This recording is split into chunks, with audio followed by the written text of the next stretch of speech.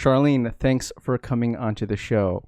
You are a writer who publishes a digital zine called Arcade Project, where you critique and curate conversations and topics related to the New York art world. I'd love to get to know more about your outlook on life and your opinions, but first I'd love to hear about how you got started in the art world and the inspiration that led to Arcade Project. Well, I don't think I know how to do anything else. I'm from Los Angeles. I was making art from a very young age. My mother used to take me to the LA County Museum of Art, and I loved art so much that I found a way to take classes on Sundays. And then, I wanted to paint. So all of a sudden, she's buying all these canvases and oils, and then I found my way in photography. Then it was by the time I went to school, I was instructed by the people who were paying for school, my parents, that they were not going to pay for me to be a starving artist. So I picked a major that was going to get me even less income, which was art history. And that's how I ended up splitting off into history and theory from art production. So I did that. Then I taught in LAUSD right after my bachelor's. I worked on a credential to teach art, and then I moved to the moved to the Netherlands and went to grad school out there, studying photographic theory. And then when I moved back to the States, I came to New York. I had a good friend who is a dealer and an advisor that I knew back from Los Angeles, and she said, if you're serious about the art world, don't go back to the West Coast. And so I came here so I could be ignored and unknown for about 7 years. 4 years ago, I founded Arcade Project, and it was supposed to be a print zine. I was really into zine culture. And I decided to go online at first because we couldn't afford printing, and I wanted to make it beautiful. And it grew into a digital zine. We are still hoping to make a print version in the near future and maybe publish a couple a year. And during the whole coronavirus pandemic, I launched a gallery, Arcade Project Curatorial, and we are currently in the first exhibition. And so now I have a art magazine and an art gallery. Oh my gosh. Now, one of the things I really appreciate about your work is how much you've included your thoughts and opinions and analysis on these different social and racial issues. And given everything that is happening in the world, from coronavirus to the protests that are happening, just a couple streets down, how have your experiences been like within this past week? Like, how have you been feeling? What are your overall thoughts been like? It's been crazy. Well, my thing is, I'm old. I'm 50. So I was around during like the Rodney King thing in Los Angeles and the whole and the protests, they were just mostly riots. But I've been here. We've done this before. I'm wondering if anything is going to change. Yeah. Because we do this. Like a black man gets killed. And we protest it. And some unruly people, will do some unsavory things, But mostly it's a peaceful protest. And we crowd the streets. And then it dies down. And then it's the same old thing. Right now, we have all of these art galleries and art institutions in New York that are putting out these statements about how much they love Black people. But I want to see how many people are actually working in these galleries when they open up again. These spaces are still, excuse me, very white spaces. And they're white spaces, not because, oh my God, they're racist, but also if you look at the art world when do people buy art? Usually people buy art after they buy their home, you know, their car, you know, they paid their bills, and then let's buy some art. It's more like a luxury item. Correct. Well, who has more access to luxury items? People that have had access to generational wealth. Mm-hmm. And I'm going to have to, I really need to cough.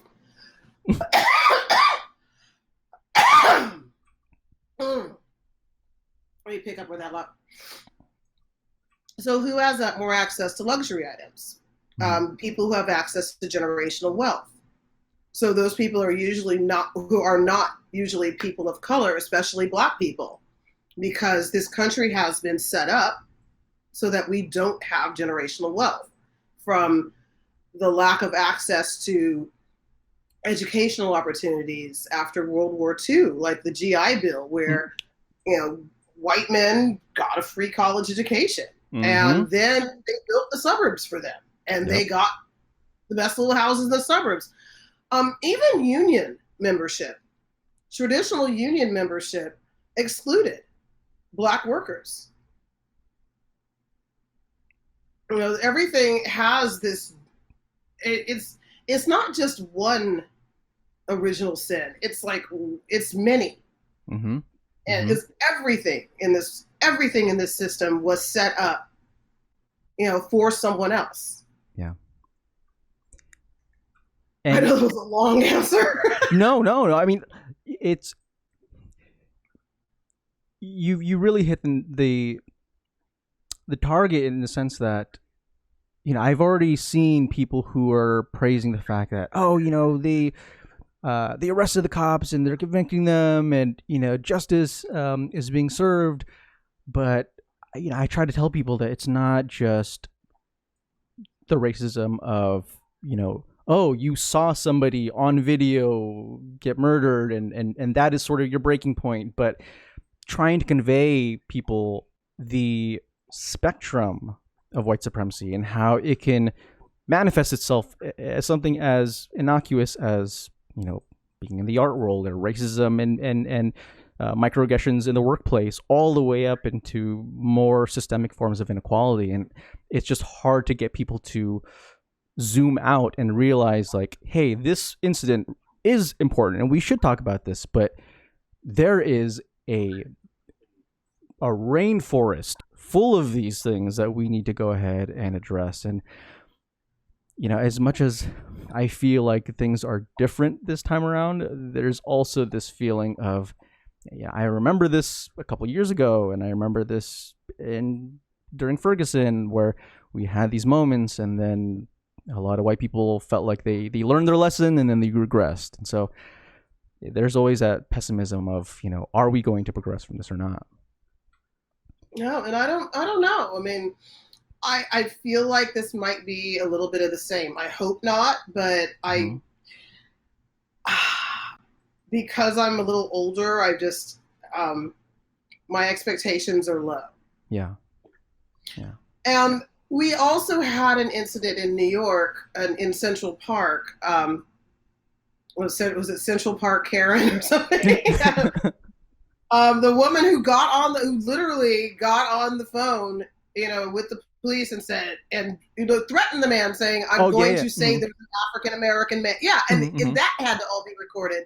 And people were horrified, but that happened to me last year.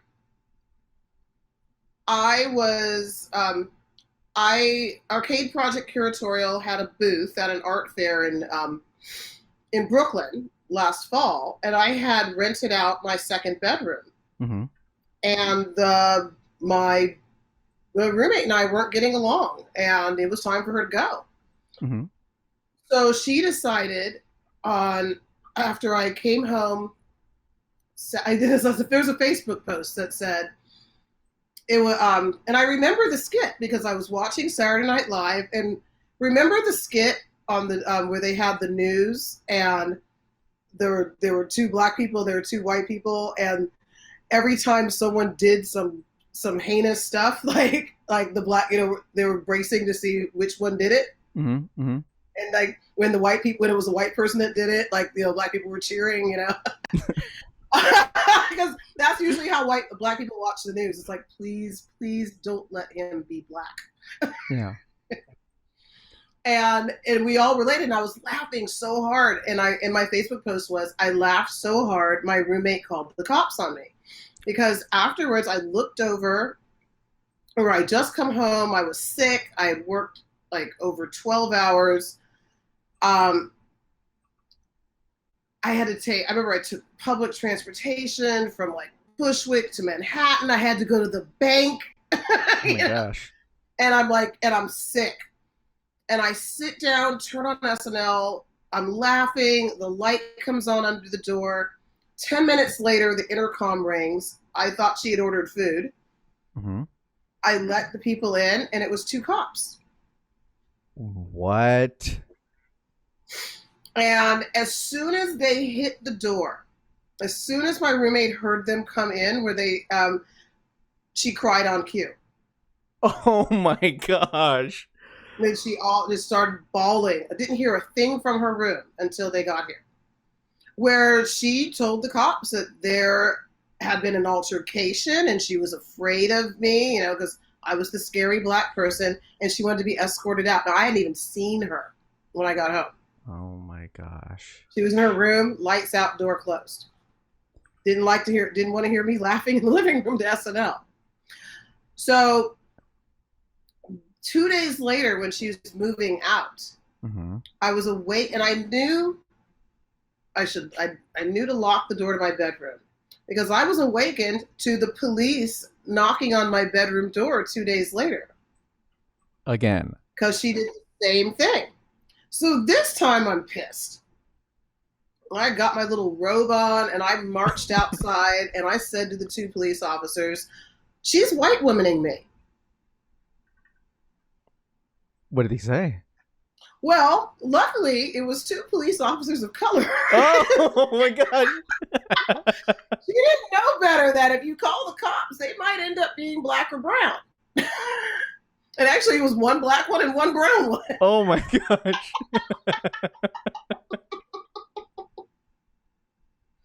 So I showed them some art, and I told them what was up, and then I was like, get her out of here. Did he punish her for calling you on that? No, she was moving. She just wanted to make a thing of it. Like, she could have moved while I was still asleep. So, I had someone try to weaponize the police, just because, she wasn't feeling me. So I knew exactly how that man felt. And the first time she called them that Saturday night, I was terrified, because they just walked out with her and there was no conversation. And I remember I got on the phone with a friend and said, I don't know where I'm going to end up tonight, because I don't know what this woman's going to say. Oh my gosh. So if you don't hear from me, it means I'm probably like in a jail somewhere, because I have no idea what she's saying outside. It's funny, because I know that a lot of people have mentioned how that incident at the park where that lady, went on the phone, and it's like a light switched on, and she changed that voice and that inflection to really sell this like damsel in distress thing. And it's just so unfortunate that it took people having to see that in action for them to believe that it happens, even though there are so many stories and so many accounts in history, whether you're talking about your personal stories or other people's personal stories, or whether you're talking about Emmett Till. It's like there are so many cases of why people just blatantly lying and putting that switch. And sort of speaking in line with that, related to everything that is going on right now, I'm not sure if you read the news about how there are a lot of protesters in the United States who have removed more Confederate statues and symbols of white supremacy. Yay. Between the physical and the non-physical. I'm sorry, we got to restart the question again. I just have to plug in my... Oh yeah, no problem. I'm so sorry. No problem. Okay.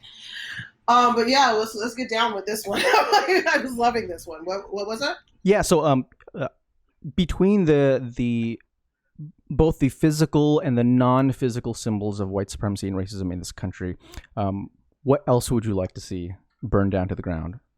Well, okay. Well, I saw the thing in the Daily Mail where they went through all the states where they've been, all these statues need to come down, and they're scared. They're actually pulling them out beforehand. They know they're going to come down if the demonstrators get to them.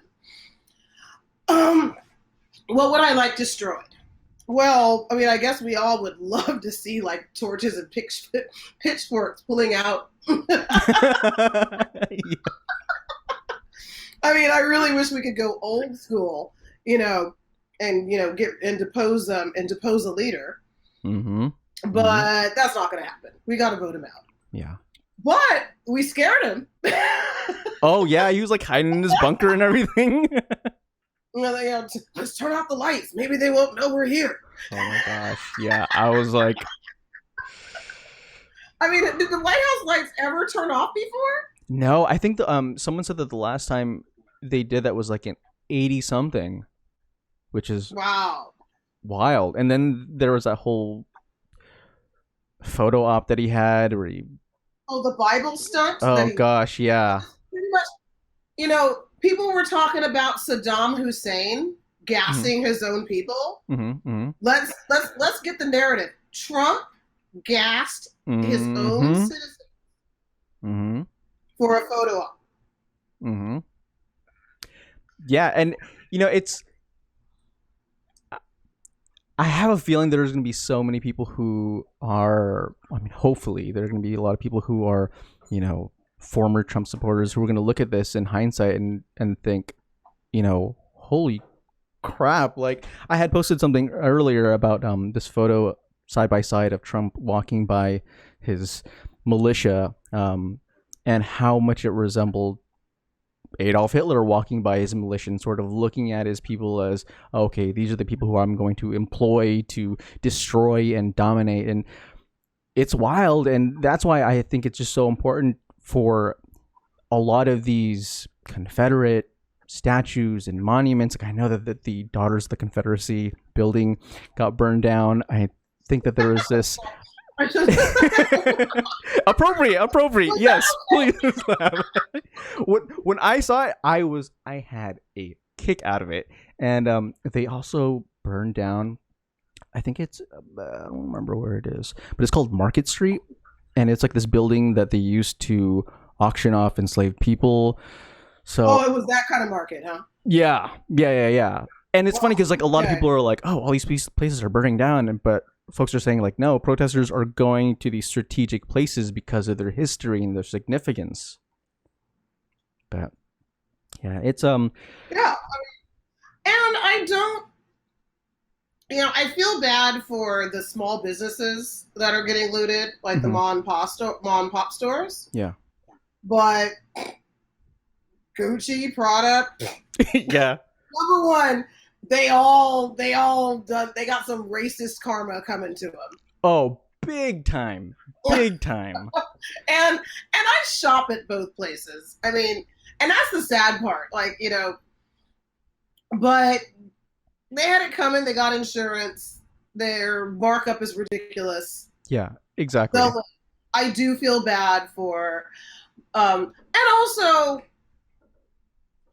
the people that, I think it's two separate things as far as protesting, looting. Two separate things, two separate groups of people, two separate intentions. They shouldn't be muddled. Yeah. Now, but in burning Daughters of the Confederacy, that was protest. Yeah.